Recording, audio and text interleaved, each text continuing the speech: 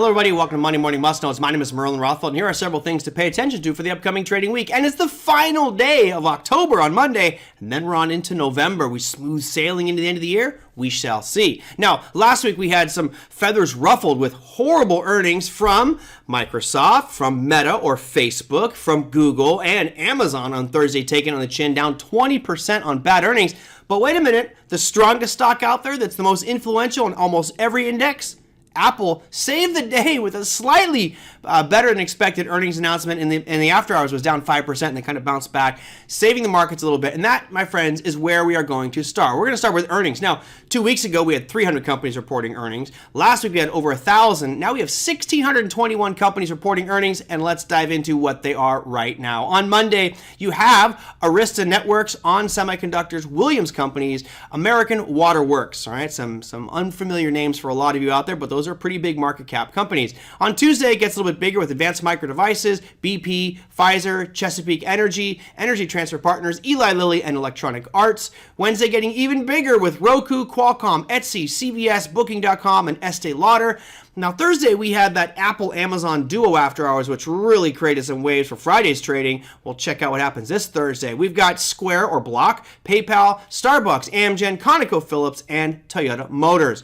Now, Friday is light this week. We only have two, Duke Energy and Dominion. Now, of course, there are more than just those two companies reporting earnings, but those are two of the bigger names. Now, we're going to shift focus here because really this week is not about earnings. It's really about central banks and interest rates around the world. We will start things off with the most influential out there, which is going to be the United States. That's right. We know that Jerome Powell and the Fed are the ones that really are the tide that floats all boats, if you will, or sinks them, as the case may be. So let's go look and see what's happening for the U.S. This is going to be happening midweek on Wednesday, a rate statement happening at 2 p.m. Eastern Standard Time. Right now, the expectations are we're going to go from 3.25% up to 4%. That's a 75 basis point increase. And remember, the more they hike this number, the more likely you're going to see rising rates across the board, including 30-year fixed rate mortgages, which is starting to slow down the housing market. Now, that's really important, but even more important may be what's happening after that, the press conference on Wednesday at 2:30 Eastern Standard Time.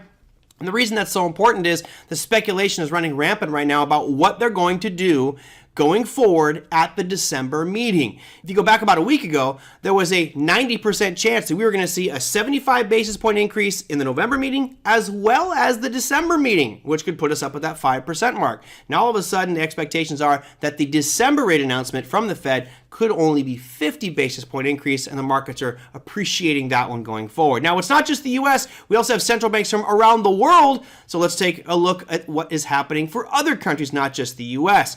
Now, when we look at the Reserve Bank of Australia, right now, they're at 2.6%. And the expectation is they're going to come out somewhere around 50 basis points, but estimates vary wildly on this one, from 25 basis points up to 75. So pretty middle of the road at a 3.1 estimate there. That's Monday at 11:30 p.m. Eastern Standard Time. So y'all may be sleeping when that one comes out. But here's one that you might be awake for. The Bank of England also expected to raise about 50 basis points from 2.25% to 2.75. That's Thursday at 8 a.m. Eastern Standard Time, which coincides nicely with the opening of the equity markets. Now, finally, we're going to talk about jobs. J to the O to the B to the S. We heard Jerome Powell talk so negatively about jobs, really saying, hey, expect to see some pain in the unemployment numbers because we're at historic levels, historic lows. Well, what's going to happen this week is 4 major pieces of job data. We'll start things off at the top with the JOLTS job openings. That's Tuesday at 11 a.m. Now, all of the times I'm going to show you here are Eastern Standard Time. So at 10 a.m. Eastern Standard Time on Tuesday,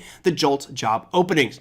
Moving on, ADP non-farm employment change. This is obviously a major one to see if job creation is still there. Expectations are starting to see things slow down a little bit with job creation, especially given how this market has been selling off. That's Wednesday at 8:15 a.m. Eastern Standard Time. Unemployment claims is Thursday at 8:30. And finally, the Big Daddy unemployment rate, Friday, 8:30 a.m. Eastern Standard Time. And this, all eyes really are on that unemployment rate because Jerome Powell has made it very clear, expect to see that number rise. Now, obviously, unemployment numbers are critical. We've been hearing so much about from Jerome Powell and central bankers on how it's going to rise.